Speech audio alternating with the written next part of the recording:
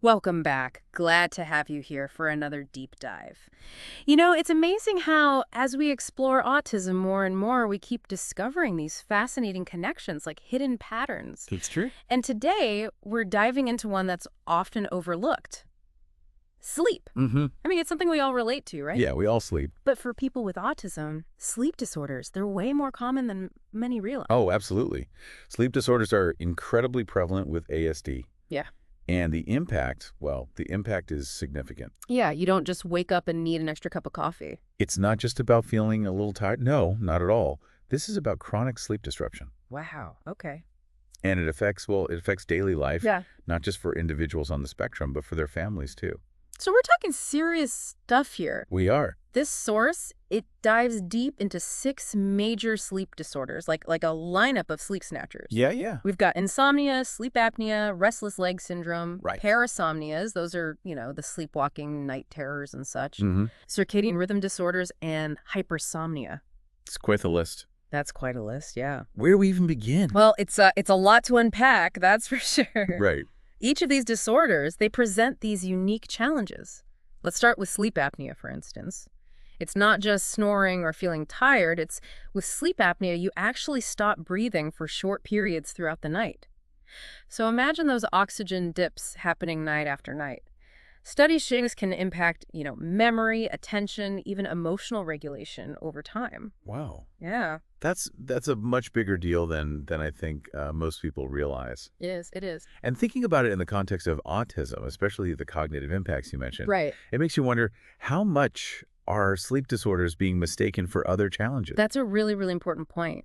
And it highlights why understanding these sleep disorders, but specifically in the context of autism, why that is so crucial. Okay. So let's take another example: restless leg syndrome, RLS. It's often described as this irresistible urge to move your legs, Right. especially at night.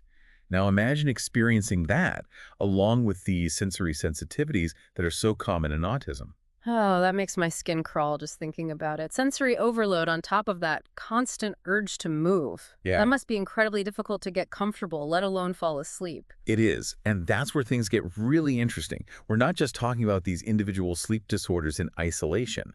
We're talking about how they intersect with the core characteristics of autism. You're right.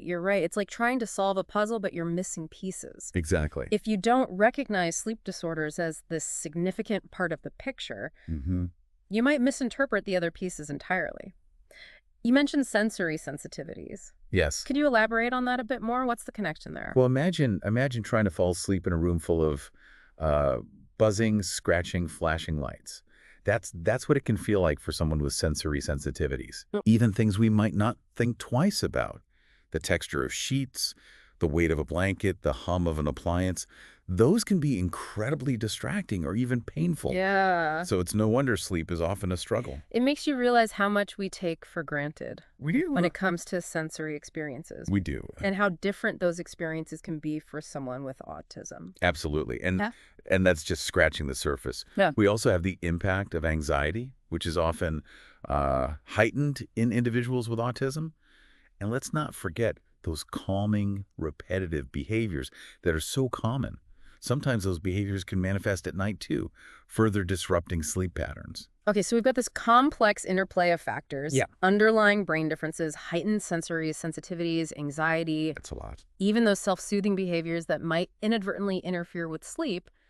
It's a lot to process. It is. And it highlights the importance of recognizing these interconnected aspects of autism.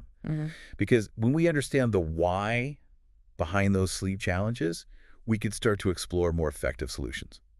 You mentioned anxiety impacting sleep. That's something I definitely relate to, even without the added layer of autism. Is there a specific connection there? Absolutely, yeah. Hmm. Anxiety and sleep, they often go hand in hand. Right. But for individuals with autism, it's often like a double whammy. Oh, how so? Well, they might be, experiencing anxiety about everyday situations. Right, like social interactions or... Exactly. Social interactions, sensory overload, all of that. Mm-hmm. And then those anxieties, they can escalate at night Oh, I can see that. when everything is quiet Yeah. and their mind starts racing. Their internal alarm system is stuck on high alert. Exactly. And this brings us back to that fascinating connection between, sleep and the brain. Okay. Research suggests that individuals with autism may actually process melatonin differently. Yeah, melatonin, that hormone that helps regulate our sleep-wake cycle. It's telling our bodies it's time to sleep. Right, right. But in some individuals with ASD, it's like their internal clocks aren't getting the memo. Interesting. So it's like their bodies aren't quite speaking the same language Yeah, that's a great way to put it. when it comes to those sleep signals. Exactly. And that can manifest in so many ways, right? Like with circadian rhythm disorders, Yes, exactly. where their sleep-wake cycle is completely out of sync. Just imagine your body thinking it's time to be wide awake Oh, man. when everyone else is sound asleep, Yeah, or feeling that overwhelming urge to sleep in the middle of the day. right. Those circadian rhythm disruptions, they can make it so difficult to follow, typical routines, Yeah. which, as you can imagine, can be even more challenging for individuals with autism who often thrive on predictability and structure. Absolutely. Routines provide that sense of stability, that control, Right. which can be incredibly calming, especially when you're dealing with a world that can feel really overwhelming. Exactly, yeah. So we've talked a lot about the challenges, the sleep snatchers, the sensory sensitivities, the anxiety. But what about solutions?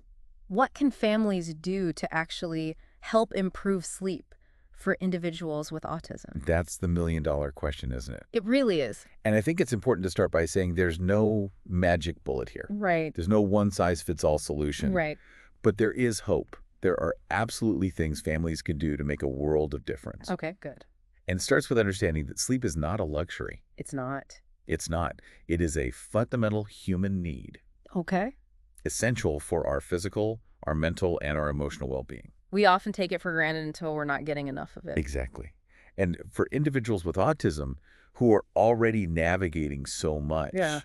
that chronic sleep deprivation, it can exacerbate existing challenges Yeah. and make it even harder to just cope with daily life. So it's like adding fuel to the fire. Exactly. So where do we even begin? Where's that glimmer of hope you mentioned? Well, sometimes the best solutions are the simplest ones. Right. It really is about getting back to basics. Okay. One of the most, I think, powerful things families can do is to establish a consistent sleep routine. Okay. It sounds simple, but Yeah. you'd be amazed how much of a difference it can make. Really? Oh, yeah. We were talking about going to bed and waking up around the same time each day, Okay. even on weekends. Oh, wow. Even on weekends. See, now that's the tough part. It is. Even for those of us without autism, it's so tempting to stay up late or sleep in when you don't have to be anywhere. Right. Why is that consistency so important?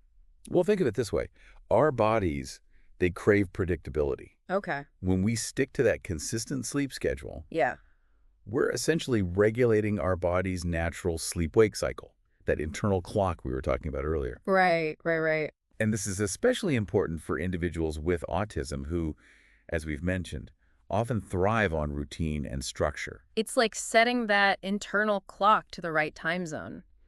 I'm starting to see how everything we've talked about today really connects back to that core idea of really understanding the autistic experience. Great. So we've got routine. What else can help? Another big one is creating a sleep-friendly environment. Okay.